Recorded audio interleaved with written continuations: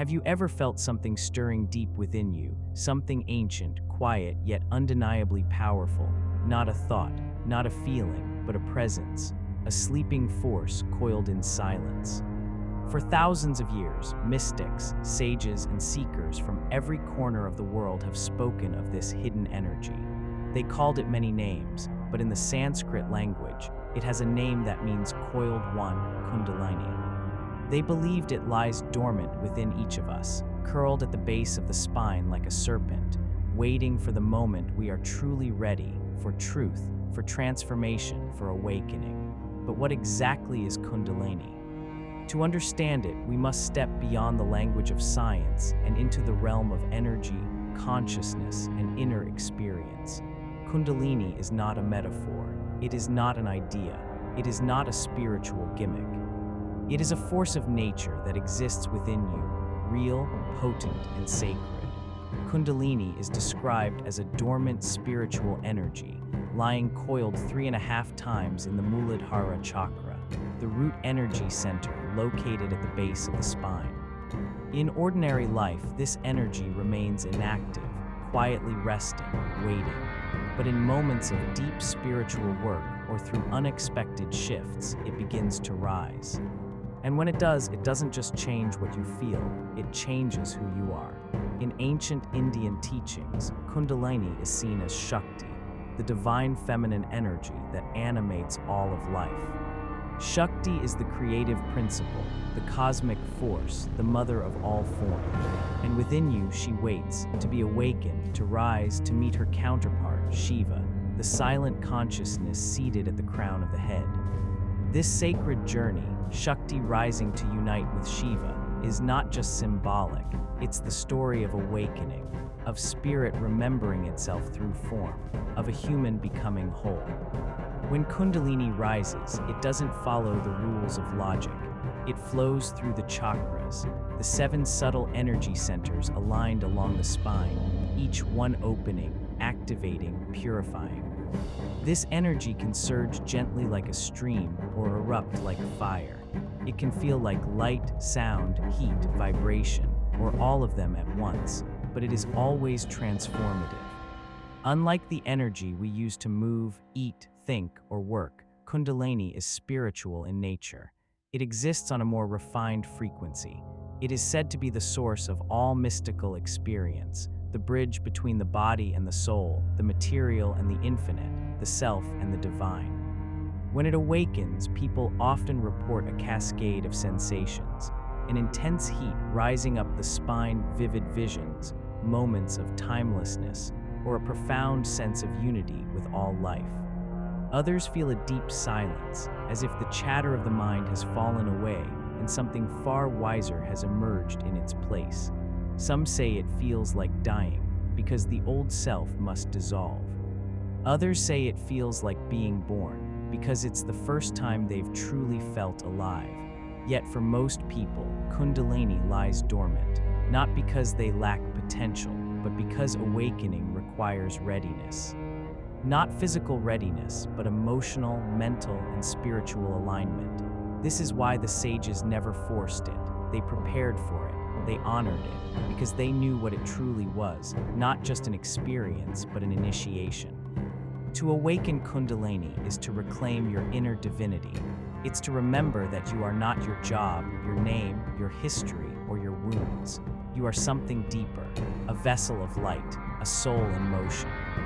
And Kundalini is the energy that brings that memory back. This force doesn't belong to any religion or guru. It's not limited to ashrams or temples. It doesn't care about what you believe. It only responds to your sincerity, your purity, your readiness. It has waited in you, lifetimes perhaps, for you to simply turn inward and say, I'm ready to know who I really am. And when you do, it begins, the serpent stirs, the breath deepens, and the story of your true self, your higher self, begins to unfold.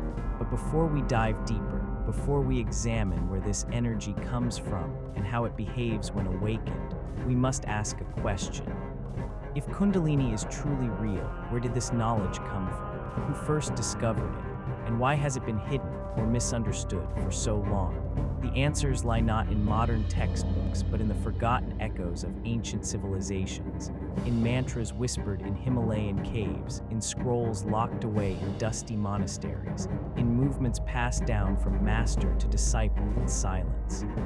In the next section, we journey backward, through time, across cultures, and into the origin of the world's most sacred inner science. Because the story of Kundalini didn't begin with us, but if we listen closely, it might awaken us. Long before the word Kundalini became popular in Western yoga studio, before energy centers were illustrated on colorful poster, this knowledge lived in whispers, passed from master to disciple. Preserved not in books, but in breath, silence, and sacred practice. The roots of Kundalini reach back over 3,000 years into the heart of ancient India.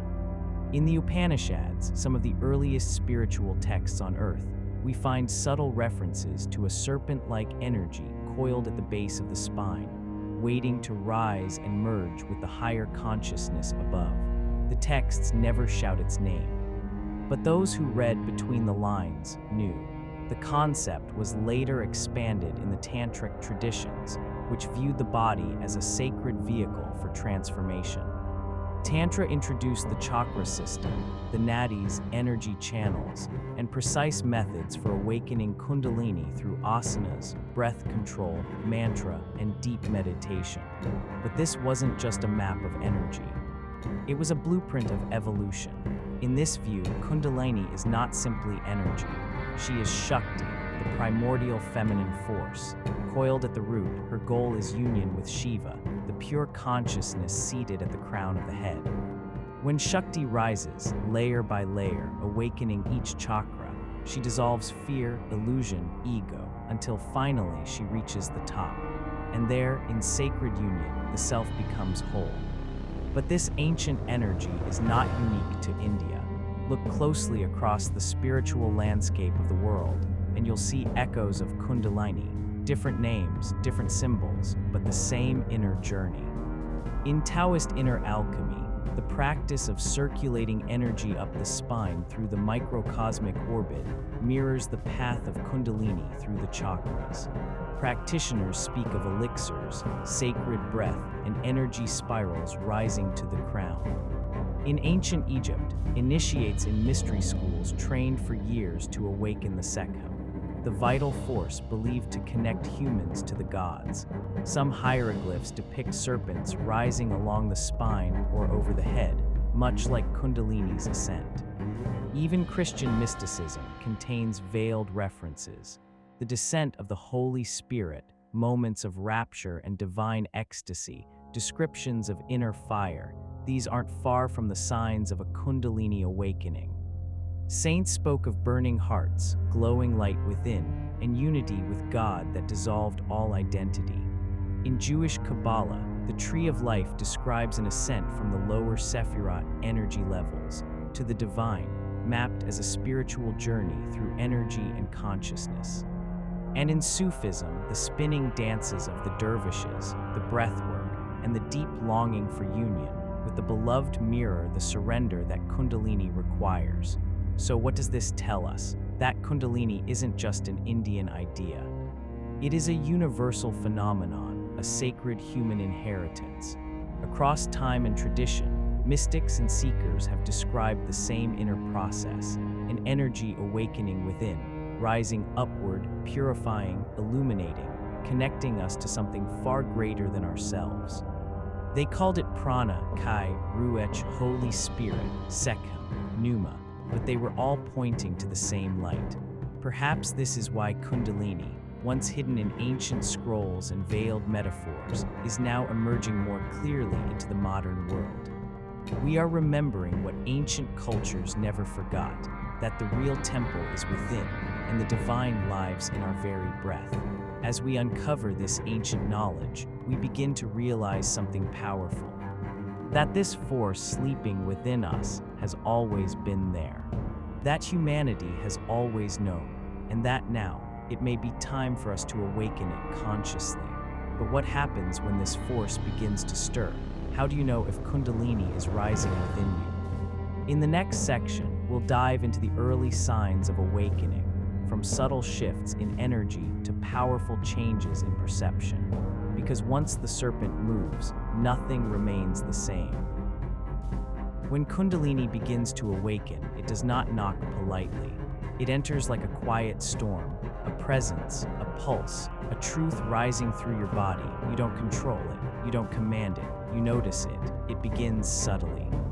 You might feel a warmth or tingling at the base of your spine, an unfamiliar sensation that seems to move upward, slowly, deliberately. At first, it might feel like energy vibrating, like electricity flowing where no nerves had ever sparked before.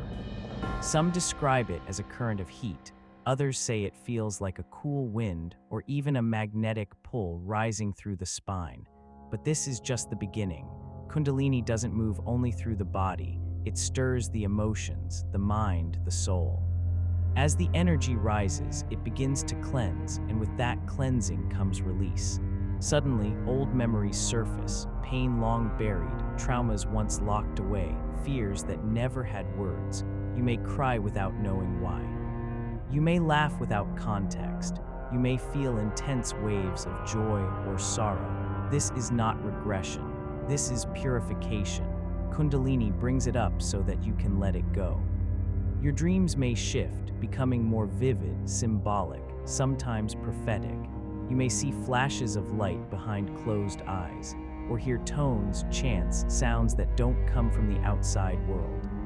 You may begin to feel like you're walking between dimensions, no longer anchored only to the physical realm, but also drifting through subtle layers of existence. It's as if the world behind the veil begins to show itself. Your intuition sharpens. Your inner voice becomes clearer, louder. You sense things before they happen.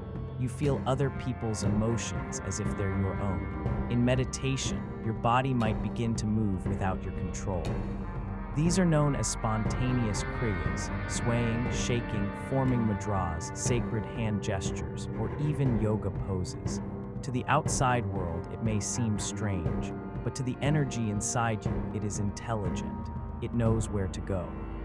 What to clear, what to activate. You may feel a sudden need to withdraw, to sit in silence, to be alone.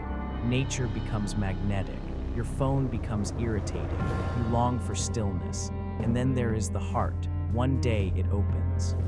Not metaphorically, not poetically, truly opens. You may feel a wave of love so vast it brings you to your knees. Love for strangers, for the earth, for existence itself. Not romantic love, not needy love, but divine love. Love without an object, love as a state of being. In that moment, you realize you are not separate, you never were. The mind begins to shift as well. Some people feel moments of no thought, where the mind goes completely silent but awareness remains. Others receive what they call downloads, sudden floods of insight, knowledge, or truth that come from nowhere, yet feel profoundly real. There is no one-size-fits-all experience. For some, Kundalini moves gently, like a rising tide. For others, it strikes like lightning, fast, intense, disorienting. But always there is a sense that something ancient has begun to awaken inside you, something that was always there but never seen. Still, not all signs are blissful.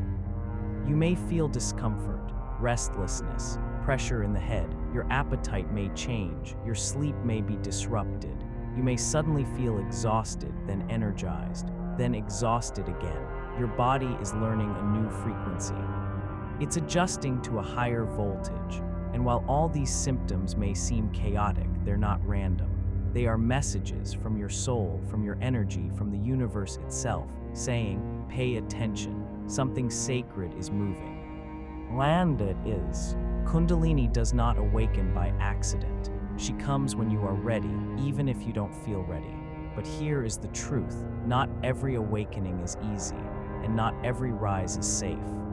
In the next section, we'll explore what most people don't talk about, the hidden dangers of Kundalini, the challenges, the burn, the dark night of the soul.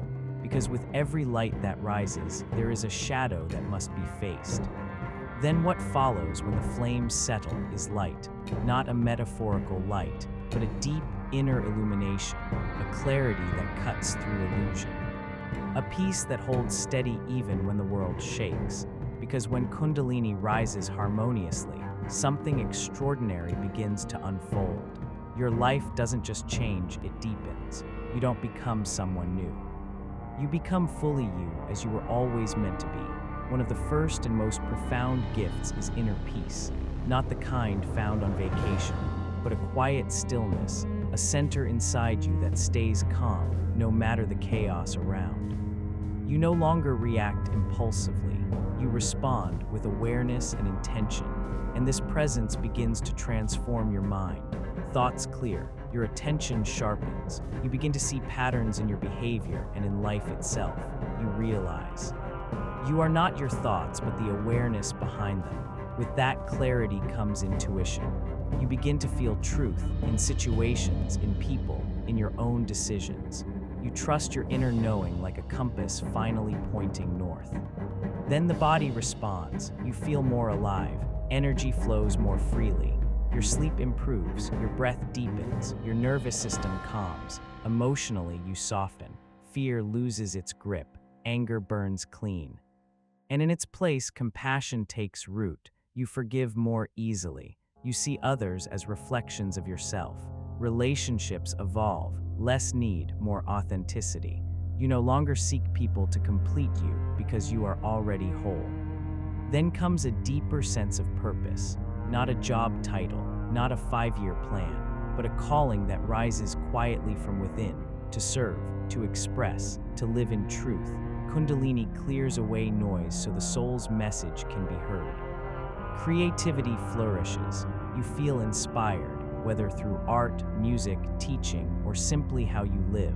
You become more connected to the flow of life itself, and sometimes something greater happens. Moments of mystical experience. A feeling of merging with the universe. A silence that contains everything.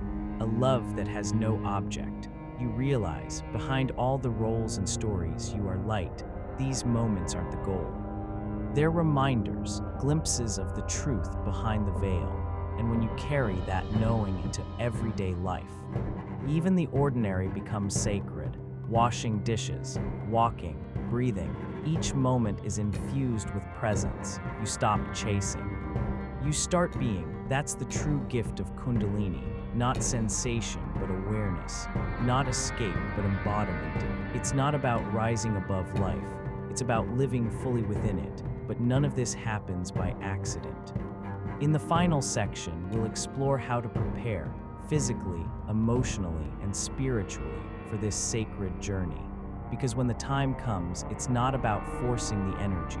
It's about being ready to receive it. Then what follows when the flames settle is light. Not a metaphorical light, but a deep inner illumination, a clarity that cuts through illusion. A peace that holds steady even when the world shakes, because when Kundalini rises harmoniously, something extraordinary begins to unfold. Your life doesn't just change, it deepens. You don't become someone new. You become fully you as you were always meant to be. One of the first and most profound gifts is inner peace, not the kind found on vacation, but a quiet stillness, a center inside you that stays calm no matter the chaos around. You no longer react impulsively. You respond with awareness and intention, and this presence begins to transform your mind. Thoughts clear, your attention sharpens, you begin to see patterns in your behavior and in life itself. You realize you are not your thoughts, but the awareness behind them. With that clarity comes intuition. You begin to feel truth in situations, in people, in your own decisions. You trust your inner knowing like a compass finally pointing north. Then the body responds. You feel more alive. Energy flows more freely. Your sleep improves. Your breath deepens. Your nervous system calms. Emotionally, you soften. Fear loses its grip. Anger burns clean. And in its place, compassion takes root. You forgive more easily. You see others as reflections of yourself. Relationships evolve. Less need, more authenticity. You no longer seek people to complete you because you are already whole. Then comes a deeper sense of purpose, not a job title, not a 5-year plan, but a calling that rises quietly from within, to serve, to express, to live in truth. Kundalini clears away noise so the soul's message can be heard. Creativity flourishes. You feel inspired, whether through art, music, teaching, or simply how you live. You become more connected to the flow of life itself, and sometimes something greater happens. Moments of mystical experience. A feeling of merging with the universe, a silence that contains everything, a love that has no object. You realize, behind all the roles and stories, you are light. These moments aren't the goal. They're reminders, glimpses of the truth behind the veil, and when you carry that knowing into everyday life, even the ordinary becomes sacred. Washing dishes, walking, breathing, each moment is infused with presence. You stop chasing. You start being. That's the true gift of Kundalini, not sensation, but awareness. Not escape, but embodiment. It's not about rising above life. It's about living fully within it, but none of this happens by accident. In the final section, we'll explore how to prepare, physically, emotionally, and spiritually, for this sacred journey. Because when the time comes, it's not about forcing the energy. It's about being ready to receive it. Kundalini is not something you chase. It's something you prepare for. Because when this sacred energy rises, it doesn't ask if your calendar is free. It rises on its own time, not by force, but by readiness. So how do you prepare? The first step is foundation. Kundalini flows best through a system that is stable, clear, and grounded. That means regular practices, meditation to still the mind, yoga to open the body, breathwork to circulate energy. These aren't just spiritual routines. They're tools to balance your nervous system and open the channels where energy moves. Pranayama, especially alternate nostril breathing, helps cleanse subtle blockages. Slow, conscious breathing tells the body you are safe. Equally important, emotional preparation. Kundalini will stir old wounds, so meet them first with therapy, journaling, or inner work. Don't wait until the energy is rising to start facing what's inside. Diet matters too, not for perfection, but for clarity. A clean, plant-based diet, hydration, and gentle movement support the physical vessel. Your body is the temple, keep it clear. Learn about the chakras. Each one reflects a layer of your life: root, heart, throat, mind. If energy rises and hits a blocked center, imbalance may follow. Understanding these layers gives you a map. Working with them gives you strength. And don't walk this path alone. If possible, find a guide, someone who knows the terrain, or a community that holds space without judgment.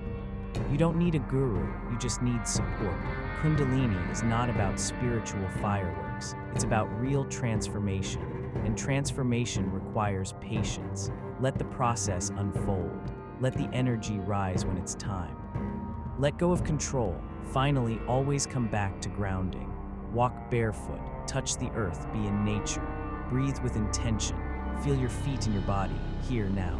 Without grounding, even the brightest light can become disorienting.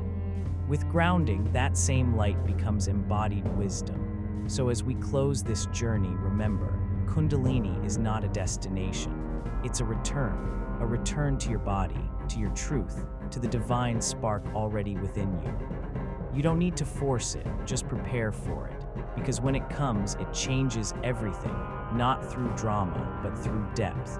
Not by lifting you out of the world, but by planting you more deeply into it. This is the hidden force within.